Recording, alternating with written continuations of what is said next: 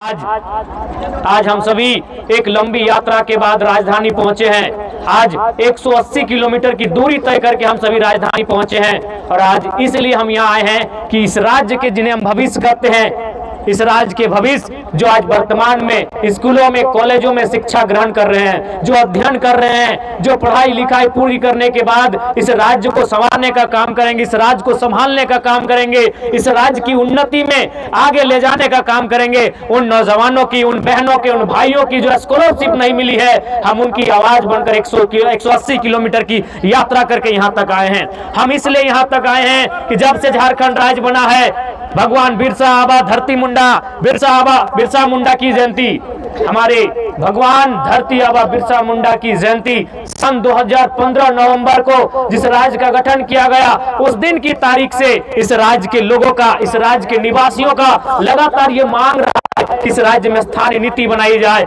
इस राज्य में एक स्थानीय नीति बनाई जाए, यह परिभाषित किया जाए कि झारखंड राज्य किसका है, यह परिभाषित किया जाए इस राज्य के मूल निवासी कौन है, यह परिभाषित किया जाए कि झारखंडी कौन है। 1932 के खतियान की मांग को लेकर हम सभी यहाँ पर पैदल चलकर आए हैं। तो कहीं ना कहीं आज इस राज्य की सरकार को सीधा संदेश होगा, राज्य की सरकार को हमारा सीधा संदेश होगा, समय रहते छात्रवृत्ति का भुगतान करें। आज सोचना चाहिए, माननीय मुख्यमंत्री को सोचना चाहिए कि राज्य की जनता ने कितनी उम्मीदों के साथ आपको सरकार में लाने का काम किया। राज्य की जनता ने आपको 2 बार पूर्ण बहुमत से सरकार में लाने का काम किया, लेकिन आप भूल गए अपना वो वादा जो आपने चुनाव से पहले कहा था कि हमारी सरकार बनते ही हम 1932 के खतियान के आधार पर स्थानीय नीति लागू करेंगे। तो आज झारखंड का हर एक आवाम, झारखंड का गांव, झारखंड का किसान, झारखंड का नौजवान, झारखंड की माएं, झारखंड की बहनें, झारखंड का छात्र, हर एक व्यक्ति यही पूछ रहा है कि 1932 के आधार पर स्थानीय नीति कहां है, खतियान के आधार पर स्थानीय नीति कहां है, झारखंडियों की स्थानीय नीति कहां है। और वही सवाल आज झारखंड लोकतांत्रिक क्रांतिकारी मोर्चा भी आपसे पूछ रहा है। इस सवाल का उत्तर आपको देना होगा माननीय मुख्यमंत्री महोदय। इस सवाल के उत्तर से आपको भागना नहीं है, इस सवाल का आपको उत्तर देना है। नहीं तो याद रखिएगा, राजनीति किसी की बपोती नहीं होती है। आज आपका है तो कल इस राज्य की जनता ये डिसाइड करेगी इस राज्य की दिशा किन के हाथों में देना है, इस राज्य की राजगद्दी को किन के हाथों में देना है। आज बड़ी दुर्भाग्य की बात है, आज जहां हम लोग धरना दिए हैं, ठीक इसके बगल में हमारे दिव्यांग भाई बहन लोग धरना दिए हैं। ये कितना चिंता का बात है। आज यहीं से हम देख रहे हैं, आज भले उस विधानसभा के सदस्य हम हैं, भले विधानसभा के बाहर आप देख सकते हैं, यहीं से जगमग विधायकों का आवास दिख रहा है। आज कहीं ना कहीं हमारा देश और हमारा राज्य भी विरोधाभास का राज्य बनता जा रहा है।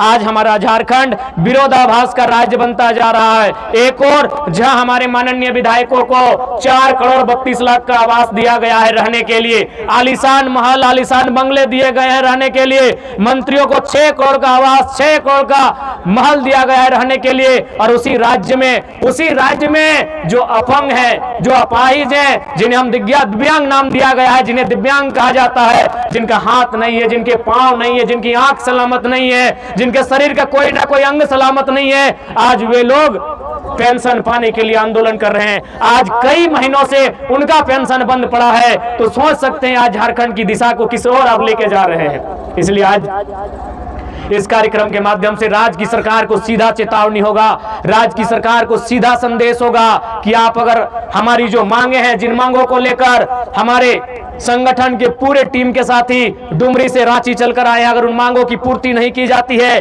तो यह पद यात्रा है। पद यात्रा के बाद हम लोग एक नई यात्रा, एक नए कार्यक्रम की रूपरेखा तैयार करेंगे और झारखंड सरकार को ईंट से ईंट बजाने का काम करेंगे। इस बात को भी सरकार याद रख ले, इस बात को भी सरकार को याद रखना होगा कि आज, और यह तो आपको अनुभव करना होगा। आप कहते हैं आप, और जो पूरा राज्य जानता है कि आप आंदोलनकारी के सुपुत्र हैं, लेकिन कैसा आपका परवरिश हुआ है, आप कैसा आंदोलनकारियों का सम्मान करते हैं कि आज आंदोलनकारी के राज्य में आंदोलनकारियों की स्थिति कहां है। आज आपने 10,000 सहायक आचार्य की नियुक्ति दी, मैं पुनः उसके लिए आपको बधाई दूंगा।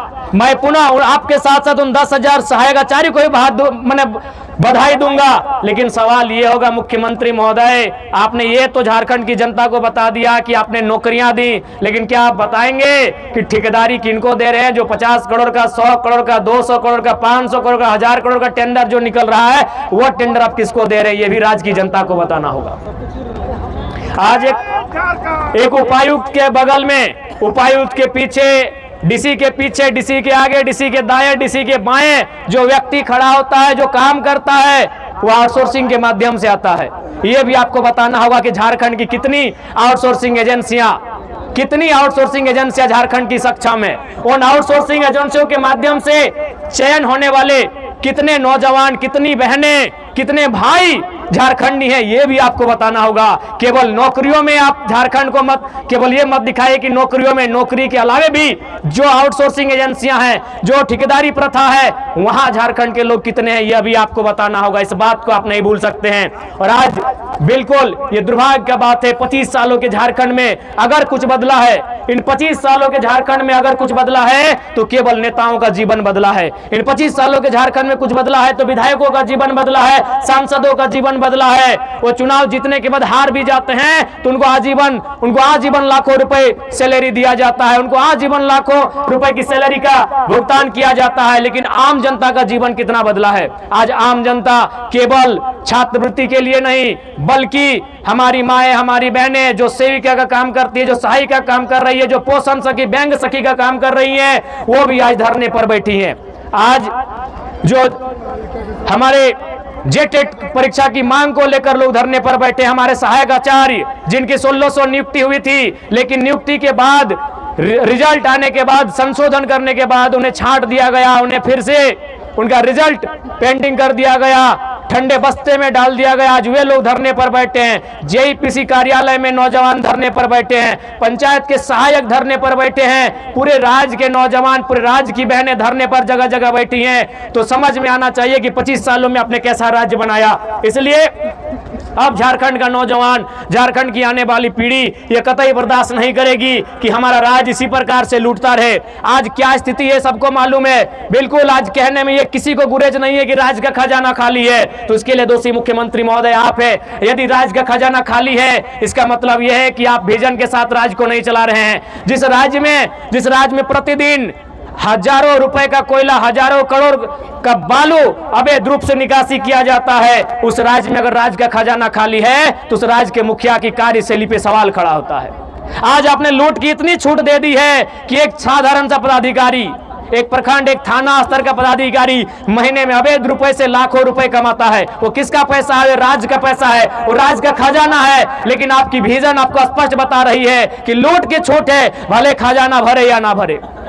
इसलिए आज राज्य की जनता को आपको हिसाब देना होगा। और यदि राज्य की जनता को आप हिसाब नहीं देते हैं, यदि समय राज्य की जनता के जो मुद्दे हैं, विशेषकर स्थानीय नीति 1932 का खतियान हो या 1964 का खतियान हो या भाषा संस्कृति परंपरा का आधार हो, यदि इस राज्य के लिए आप स्थानीय नीति नहीं बनाते हैं तो इस राज्य की जनता जिन्होंने आपको पलकों पे सजाया है, ये आपको धूल में मिला सकते हैं। इस बात को याद रखिएगा। क्योंकि विधानसभा शाम की आवाज है और शाम की आवाज दूर तक जाती है और आपके पदाधिकारी, आपके मंत्री, आपके विधायक भी जरूर इस बात को सुनते हैं कि आज दिन भर जो लोग धरना पर बैठे थे, चाहे वो दिव्यांग हो, चाहे वो आंगनबाड़ी की दीदी लोग हो, चाहे वो जेल कैंप के तमाम साथीगण हो, चाहे वो सहायक आचार्य हो, चाहे वो व्यावसायिक प्रशिक्षक हो, चाहे वो किसी भी विभाग के आंदोलनकारी हो, उन्होंने किन बातों को रखा, दिन भर क्या क्या हुआ, यह आवाज आपके कानों तक जरूर जाएगी। और यदि आप में जरा भी संवेदना है, यदि आप में जरा भी नैतिकता है, तो आज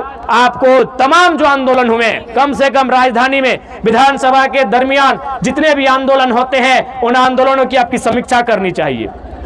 यदि आप सही में दूरदर्शी सोच के लीडर हैं, यदि आप सही में दूरगामी सोच के लीडर हैं, आपकी सोच अगर दूर तक आपको लेकर जाती है, यदि आप दूर का सोचते हैं, आप एक विजनरी लीडर हैं, तो आज दिन भर में जब से विधानसभा का सत्र चल रहा है तब तक राजधानी में जितना आंदोलन हुआ, चाहे आंदोलन करने वाले किसी भी राजनीतिक दल के हैं, उनके मुद्दे क्या थे और उन मुद्दों, उन मांगों की अगर आप समीक्षा करते हैं तभी आप अपने आप को एक बेहतर लीडर कहिए। और यदि आप उन मुद्दों को, उन मांगों को यह कहकर अनसुना कर देते हैं कि आपके पास 56 सीटों की सरकार है, तो आप विजनरी लीडर नहीं हैं, आप अहंकारी लीडर हैं। आपको अभिमान है, आपको दर्प है, आपको घुमान है कि आप 56 सीटों के साथ सरकार में हैं। ऐसे में आप अपने आप को अभिमानी लीडर कह सकते हैं, विजनरी लीडर नहीं कह सकते हैं।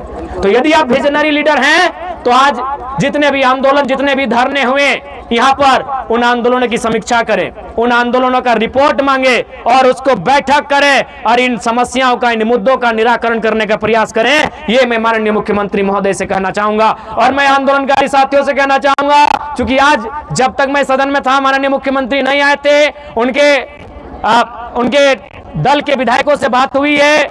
हमारे महामहिम के जो राजभवन, अभी उन्हें लोक भवन का नाम दे दिया गया है, राजभवन अब लोक भवन बन गया है, तो वहां भी बात हुई है। वो आंदोलनकारियों की प्रतिनिधि मंडल टीम से मिलेंगे, उनमें 5-7 सदस्य टीम जो भी हैं, आप लोग पदयात्रा करके, विशेषकर जो डुमरी से रांची तक आए हैं, आप लोग चयन कर लेंगे। वह आपकी मांगों को लेकर आप क्यों पदयात्रा किए हैं, उस पदयात्रा को उन्होंने भी वॉच किया है, राजभवन ने भी, और वो आपसे मिलेंगे। हमारी उनसे बातचीत हो गई है, लेकिन आज मुख्यमंत्री समय पर नहीं आए थे, नहीं तो आज ही उनसे मैंने बात किया था, संदेश दिया था उनके अधिकारियों के माध्यम से कि अमुक तिथि पर एक कार्यक्रम है, जो पदयात्रा करते हुए यहाँ तक आ रहे हैं, वो आपसे मिलने की अपेक्षा रखते हैं। तो शायद जब तक हम थे वो नहीं आए थे। हम उम्मीद करते कल या परसों 2 दिन सत्र चलेगा, जो भी पदयात्रा करके, विशेषकर जो 180 किलोमीटर चले हैं, उन्हीं में से 5 या 7 प्रतिनिधि मंडल का चयन किया जाए और वह मुख्यमंत्री से भी मिलेंगे और महामहिम राज्यपाल से मिलेंगे और मिलकर हमारी जो समस्याएं हैं, उन समस्याओं से उनको अवगत कराएंगे और निराकरण करने की दिशा में वो कार्य करेंगे। ये उनसे हम अपील करेंगे। चूंकि रात्रि का समय है, हमारी माताएं बहनें भी काफी दूर दराज से आई हैं। सबसे पहले मैं पुनः आपके इस हौसले को, कड़कड़ाती ठंड है, बिल्कुल रांची की ठंड बाकी जिलों की ठंड की तुलना में ज्यादा है, उसके बाद भी आपने इस ठंड की परवाह ना करते हुए इस राज्य के भविष्य के लिए, इस राज्य की स्थानीय नीति के लिए, इस राज्य के पढ़ने वाले स्टूडेंट की स्कॉलरशिप के लिए, इस राज्य के तमाम ऐसे लोग जो आज सिस्टम से प्रताड़ित है, सिस्टम से हतोत्साहित है, सिस्टम से परेशान है, उनकी आवाज बनने के लिए आपने 180 किलोमीटर की जो यात्रा की, यह यात्रा झारखंड के इतिहास में, झारखंड के आंदोलनों के इतिहास में स्वर्णिम अक्षरों में लिखा जाएगा। इस यात्रा में सम्मिलित होने वाले तमाम बहादुर सिपाहियों का, झारखंड लोकतांत्रिक क्रांतिकारी मोर्चा के तमाम बहादुर सिपाहियों का, तमाम बहादुर बहनों का मैं तहे दिल से इस्तकबाल करता हूं, अभिनंदन करता हूं, आभार करता हूं। और मैं पूर्ण आशा करता हूं कि आज जेल कैंप एक ऐसा दल है जो दल नहीं, एक परिवार है। और यह परिवार, हम मानते हैं कि किसी परिवार में जिस प्रकार परिवार का हिस्सा होता है, अगर 2-4 बर्तन होते हैं तो आपस में टकराते हैं। चूंकि इतनी बड़ी यात्रा करके आप आए, तो जाहिर सी बात है थोड़ी सी परेशानी, थोड़ी सी आपके अंदर मनोभाव में परिवर्तन हुआ होगा, लेकिन मुझे पूर्ण आशा है उन बातों को, उन विषयों को भुलाकर हम लोग नए सिरे से इसी प्रकार से आंदोलन की धार को, झारखंड राज्य की स्थानीय नीति की मांग को, नियोजन नीति की मांग को, स्टूडेंट की स्कॉलरशिप की मांग को, तमाम जो प्रतियोगिता की परीक्षाएं हैं उसमें कैलेंडर जारी करने की मांग को, और तमाम चाहे वो दिव्यांग हो, वृद्धा हो, विधवा हो, उनके पेंशन की मांग हो, चाहे सेविका हो, सहायिका हो, चाहे सखी हो, उनके मानदेय की वृद्धि की मांग हो, चाहे कोई भी विभागीय कर्मचारी हो, उनके वेतन की मांग हो, उनकी मांग को लेकर हम लोग आगे भी चरणबद्ध तरीके से आंदोलन करेंगे। यही प्रण के साथ हम लोग यहां से जाएंगे। हम आपसे यही अपेक्षा करेंगे, चूंकि लड़ाई लंबी है। आप इस बात को भी याद रखिएगा, मानते हैं आपने एक लंबी यात्रा तय की, 180 किलोमीटर की, आपने 6 दिनों का समय तय किया है। आपने मानसिक रूप से, शारीरिक रूप से अपने आप को बहुत ही कष्ट दिया है, लेकिन इस कष्ट का परिणाम जरूर आएगा। चूंकि झारखंड राज्य हमें एक दिन में नहीं मिला है, हमें अपने इस कष्ट को अनुभव करते हुए उस कष्ट का भी अनुभव करना होगा। किसी राज्य से भगवान बिरसा मुंडा को जेल में किस प्रकार की यातनाएं मिली थी, आपको उस कष्ट का भी अनुभव करना होगा कि किस प्रकार निर्मल महतो के सीने में गोलियां दाग दी गई। मैं मानता हूं आपको कष्ट हुआ है, लेकिन आपको उन कष्टों का भी अनुभव करते हुए इस राज्य की बेहतरी के लिए, इस राज्य के लोगों की बेहतरी के लिए हमें संकल्प लेकर अपने आंदोलन को चरणबद्ध तरीके से आगे बढ़ाने के लिए प्रण लेना होगा। मैं सभी यहाँ पर उपस्थित अपने सभी सिपाहियों से, अपने सभी साथियों से, माताओं बहनों से, नौजवानों से ये अपील करूंगा, ये अनुरोध करूंगा। चूंकि समय का अभाव है, ज्यादा समय नहीं लेंगे। पुनः आज 6ठा दिन इस यात्रा का, और हम पुनः जो हमारी मांग रही थी, जेल कैंप का जो उद्देश्य रहा है झारखंडियत, आज स्थानीय नीति की जब हम लोग बात करते थे, जब हम लोग 1932 खतियान की बात करते थे, तो इसी राज्य में बहुत सारे लोग हमारा उपहास उड़ाते थे। विशेषकर जो अन्य राज्यों से हुए लोग हमारा उपहास उड़ाते थे, खासकर हमारे पड़ोसी राज्य बिहार से जो लोग यहाँ रहते हैं वो उपहास उड़ाते थे। लेकिन आज वो देख सकते हैं बिहार राज्य में भी वहाँ के नौजवान डंके की चोट में डोमिसाइल पॉलिसी की मांग करने लगे हैं। आज तेजस्वी जी विपक्ष में बैठे हैं, लेकिन जब चुनाव का प्रचार चल रहा था और जब वो जनता से वादा कर रहे थे हम सरकार में आएंगे, तो वो भी डोमिसाइल पॉलिसी लागू करने की बात कर रहे थे। इसलिए यदि कोई बिहार हो या किसी भी